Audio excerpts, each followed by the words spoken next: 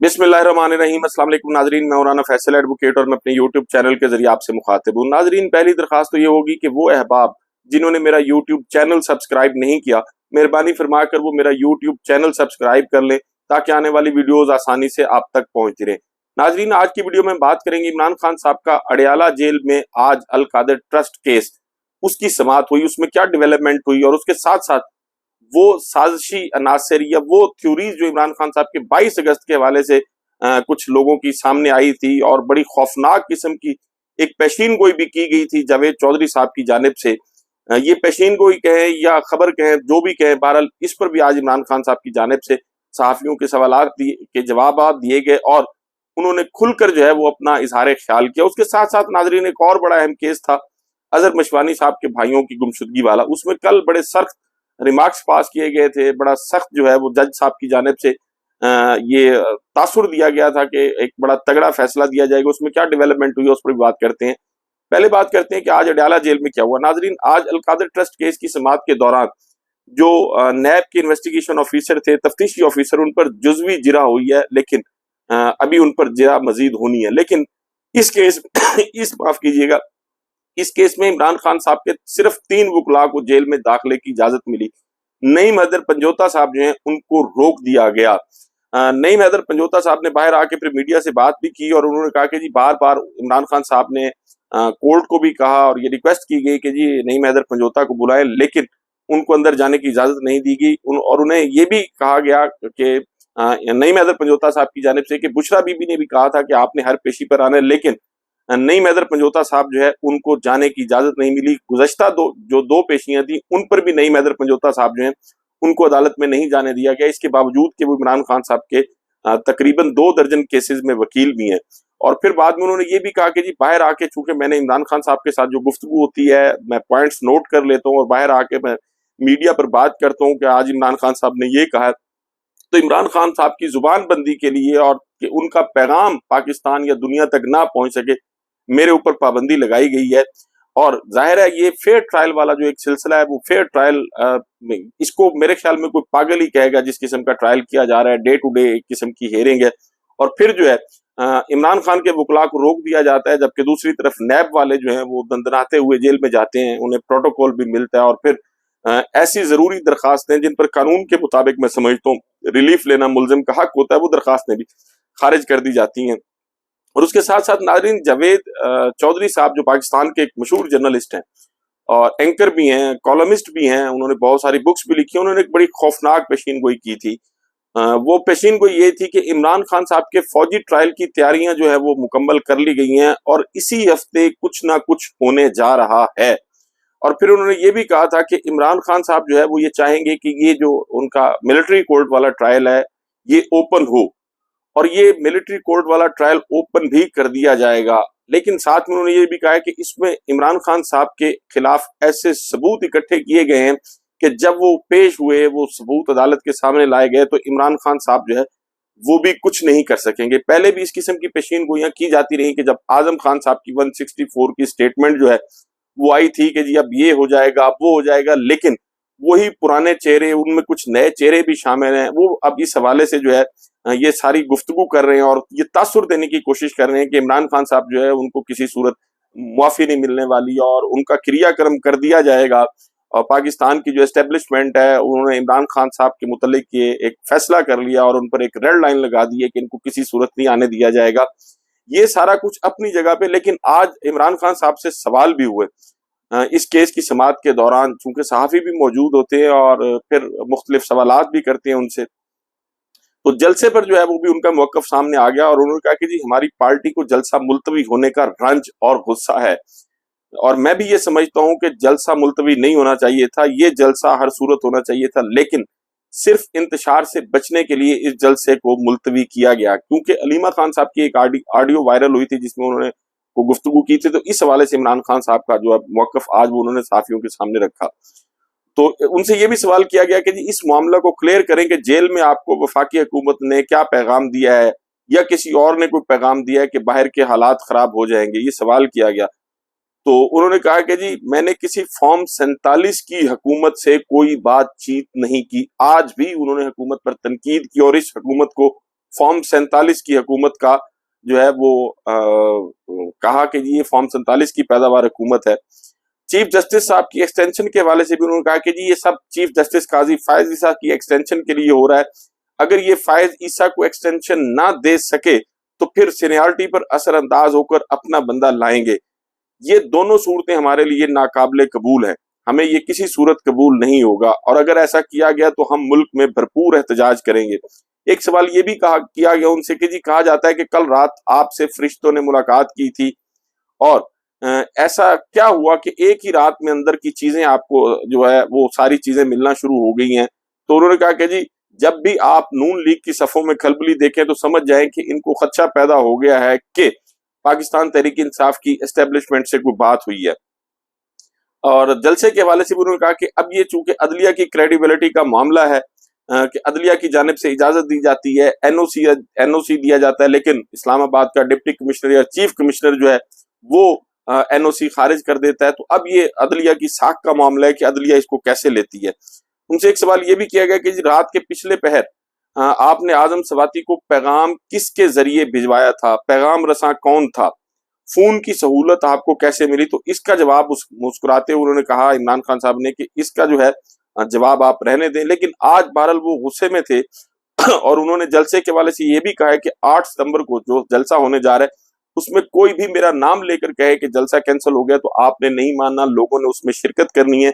Security जराये के हवाले से अब चूंकि पाकिस्तान में एक तो जो जराये का लफ्ज है अब ये बहुत ज्यादा इस्तेमाल होने लग गया है। बुनियादी तौर पर ये जराये नहीं होते, ये पेड लोग होते हैं जो इस किस्म की गुफ्तगू करते हैं। तो सिक्योरिटी जराये के हवाले से ये भी कहा गया था कि जी इमरान खान साहब कौन है जो ये फैसला करें कि किसका ओपन ट्रायल होगा और किसका नहीं होगा। तो आज उन्होंने इस सवाल का वही जवाब दिया। उन्होंने कहा कि जी मैं कौन हूं? इसका जवाब यह है कि मैं मुल्क की सबसे बड़ी जमात का सरबराह हूं और पाकिस्तान के लोग मेरे साथ हैं, इसलिए मैं फैज हमीद के ओपन ट्रायल का मुतालबा कर रहा हूं। यानी आज भी उन्होंने इस सवाल के जवाब में एक बड़ा वाज़े पैगाम भिजवाया कि जी मैं मुल्क की सबसे बड़ी पार्टी का सरबराह हूं और इस हैसियत से मैं ये उसके फैज हमीद के ओपन ट्रायल का मुतालबा करूं। यानी आप मुझको माइनस नहीं कर सकते। ये बैनुल सतूर या बिटवीन द लाइन आज ये कहा गया इस सवाल के जवाब में। अब इसमें कोई दूसरी राय नहीं है कि पाकिस्तान तहरीक इंसाफ के खिलाफ जो मीडिया ग्रुप्स हैं कुछ उनकी रिपोर्टिंग और जिस किस्म के उनके तजिए हैं और जो कुछ कहा जा रहा है उनकी जानिब से अब तक तो वैसा कुछ नहीं हुआ। हाँ, एक बात जरूर है कि इमरान खान साहब और उनकी पार्टी अभी भी मुश्किलात का शिकार है। जलसे के हवाले से जमात इस्लामी के लोग पहुंच जाते हैं, टीएलपी के लोग पहुंच जाते हैं, मौलाना फजलुर रहमान साहब की पार्टी के लोग पहुंच जाते हैं, लेकिन पाकिस्तान तहरीक इंसाफ के खिलाफ जो है वो रियासती सतह पर एक क्रैकडाउन किया जाता है। अभी भी वो लोग जो इस जलसा के हवाले से गिरफ्तार किए गए उनमें बहुत सारे लोग अभी भी जेलों में हैं, कुछ को जुडिशियल कर दिया गया है, कुछ को वैसे गायब कर दिया गया है और कोशिश की जा रही है कि उनकी सियासी वफादारियां तब्दील कराई जा सकें, उनसे बयान अल्फी लिए जा सके। जब रियासती इदारे और खसूसन पुलिस इस किस्म के मकरू और गलीज खेल में शामिल होती है तो फिर बहरहाल इदारों की क्रेडिबिलिटी पर एक सवालिया निशान पैदा होता है। और पाकिस्तान में सिवाय मैं समझता हूँ एक ही इदारे के, क्योंकि उसकी क्रेडिबिलिटी जो है मैं समझता हूँ जब से इस मुल्क में ला कानूनियत और आइन शिकनी का खेल खेला गया उसकी क्रेडिबिलिटी संजीदा हलकों के नजदीक तो है नहीं। बाकी जितने भी इदारे हैं उनकी क्रेडिबिलिटी पर बहरहाल एक सवालिया निशान जो है वो मौजूद है। उसके साथ साथ नाजरीन आज अजहर मशवानी साहब के भाइयों का जो गुमशुदगी वाला केस था, बल्कि मैं तो इसको गुमशुदगी या लापता होने से ज्यादा जबरी तौर पर लापता किए गए अगवा की मैं लफ्ज इस्तेमाल करूंगा कि उनको अगवा किया गया था और रीजन सिर्फ और सिर्फ यही थी कि अजहर मशवानी साहब जो इंटरनेशनल मीडिया कोऑर्डिनेटर है उनकी जो सियासी वफादारी है वो तब्दील कराई जा सके, उनके ट्वीट्स डिलीट कराए जा सके या वो जो वीलॉग्स करते हैं और उनकी जानिब से एक जो ज्वाइंट सेशन था बरतानवी पार्लियामेंट का उसमें उन्होंने पेश भी होना था और पाकिस्तान में जो कुछ उनके साथ हुआ उन्होंने बताना था, तो उनको रोकने के लिए और फिर बाद में उनको फोन भी किए गए कि जी अगर आप ऐसा करेंगे तो फिर आप अपने भाइयों की शक्ल नहीं देख सकेंगे। तो बहरहाल उनकी आज जो गुमशुदगी है उसका केस था या लापता किए जाने का या अगवा किए जाने का केस इस्लामाबाद हाई कोर्ट में जस्टिस मियां गुल हसन औरंगजेब साहब की अदालत में कल भी इस केस की समाअत थी। तो कल ये कहा गया था कोर्ट की जानिब से कि जी एक तो इसमें आप अपने दलाइल मुकम्मल कर लें, हमने इसका फैसला करना, और दूसरा ये भी कहा गया था बड़े सख्त किस्म के रिमार्क्स या ऑब्जर्वेशन आई थी कि जी इस केस का जो फैसला होगा उसके नतायज होंगे और नतायज बहरहाल वो हुकूमत को भुगतने होंगे और हुकूमती इदारे जो हैं।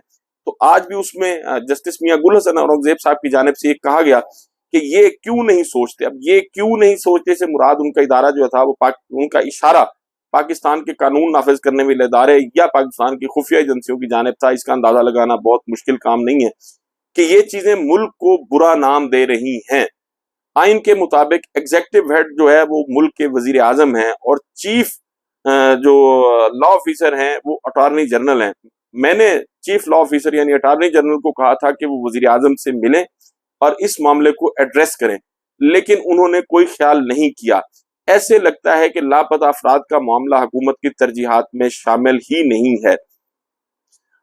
حکومت کی ترجیحات میں شامل کیسے ہو سکتا ہے؟ یہ لاپتہ افراد کی تو حکومت بینیفیشری ہے. اس حکومت کے غلیظ، مکروہ، غیر قانونی اور غیر آئینی کام جو ہیں وہ لوگ جو عوام کے سامنے لے کے آتے ہیں، انٹرنیشنل میڈیا کے سامنے لے کے آتے ہیں، وہی اغوا کیے جا رہے ہیں، انہی کی سیاسی وفاداریاں تبدیل کرائی جا رہی ہیں، انہی کو جیلوں میں ڈالا جا رہا ہے، انہی کو لاپتہ کیا جا رہا ہے، انہی کو اغوا کیا جا رہا ہے. تو یہ حکومت تو لاپتہ افراد کی بینیفیشری ہے. اس حکومت کی ترجیحات میں لاپتہ افراد کیسے شامل ہو سکتے ہیں؟ انتہائی معذرت کے ساتھ یہ مجھے تو لگتا ہے ایک بڑا بچگانہ سوال ہے یا بچگانہ قسم کی آبزرویشن ہے جو کورٹ کی جانب سے آئی ہے.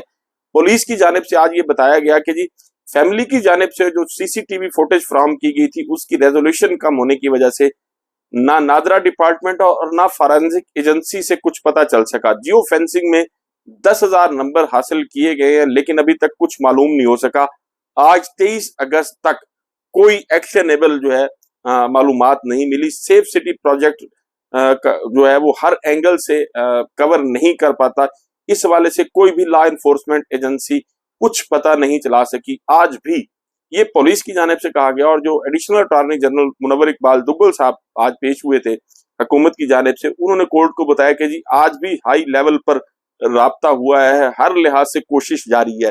اب میں یہ سمجھتا ہوں کہ ایک کورٹ میں اتنی دھڑلے سے غلط بیانی کی جاتی ہے حکومتی وکلاء کی جانب سے، اور خصوصاً جو ہے وہ جب پی ٹی آئی کے معاملات ہوتے ہیں اس میں، کیا اس پاکستان میں ہر شخص کو نہیں پتا کہ اظہر مشوانی کے بھائی کس کی کسٹڈی میں ہیں، عمران ریاض کس کی کسٹڈی میں تھا، اظہر مشوانی کا والد کس کی کسٹڈی میں تھا، اس طرح جو اور لوگ اٹھائے گئے ہیں اس ملک سے وہ کس کی کسٹڈی میں تھے.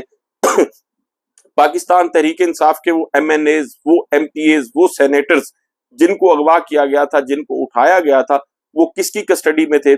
پولیس کو کون آپریٹ کر رہا ہوتا ہے، پولیس کس کے اشاروں پہ ناچ رہی ہوتی ہے، پولیس کس کے اشارے پر پاکستان تحریک انصاف کے الیکٹیبلز کے یا جو M N As, M P As ہیں، سینیٹرز ہیں ان کے گھروں میں گھستی ہے، کس کے اشارے پر یہ سب کچھ ہو رہا ہے. اور پھر وہ لوگ جو گرفتار ہوئے ان سے ان کی سیاسی وفاداری تبدیل کرانے کے لیے کون کون سے لوگ، کون کون سے آفیسرز تھے اور ان کا کس ادارے سے تعلق تھا جو دباؤ ڈالتے رہے کہ جی آپ پاکستان تحریک انصاف کو چھوڑے. ہم نے عمران خان پر لائن لگا دی ہے، عمران خان پر ہم نے کراس لگا دی ہے، اب عمران خان صاحب جو ہے وہ باہر نہیں آ سکتے. تو پاکستان میں یہ سب کچھ پتا ہے، ہر آدمی کو پتا ہے، ججز کو بھی پتا ہے، لیکن اس کے باوجود یہ سوال کیا جانا کہ جی یہ کس کے پاس ہیں، یہ کیوں نہیں سوچتے. آپ نام لے کے کہے کہ کون نہیں سوچ رہا. پاکستان میں قانون نافذ کرنے والے ادارے اور خصوصاً پاکستان کی خفیہ ایجنسیاں جو ہیں وہ اس میں براہ راست انوالو ہیں، اس میں کوئی دوسری رائے نہیں ہے. پاکستان تحریک انصاف کے ساتھ جو کچھ ہو رہا ہے، پولیس یقیناً ایک ٹول کے طور پر اپنا کردار ادا کر رہی ہے، لیکن پولیس کے پیچھے کون ہے اس کا مجھے بھی پتا ہے، ججز کو بھی پتا ہے، میڈیا کو بھی پتا ہے اور پوری دنیا کو پتا ہے. لیکن ان کا نام لینے سے میرے جیسا آدمی تو ڈرتا ہے، لیکن شاید ججز بھی ڈرتے ہیں. ناظرین، پاکستان میں یہ لا قانونیت کا کھیل تب تک کھیلا جاتا رہے گا جب تک پاکستان کی عدالتیں قانون کے مطابق اور خوف خدا کو سامنے رکھتے ہوئے فیصلے نہیں کریں گے. لیکن بدقسمتی یہ ہے کہ اس ملک میں کبھی نظریہ ضرورت جو ہے وہ کام دکھا رہا ہوتا ہے، کبھی چمک کام دکھا رہی ہوتی ہے، کبھی دھونس، کبھی دھمکی، کبھی کوئی لالچ، کبھی ایکسٹینشن.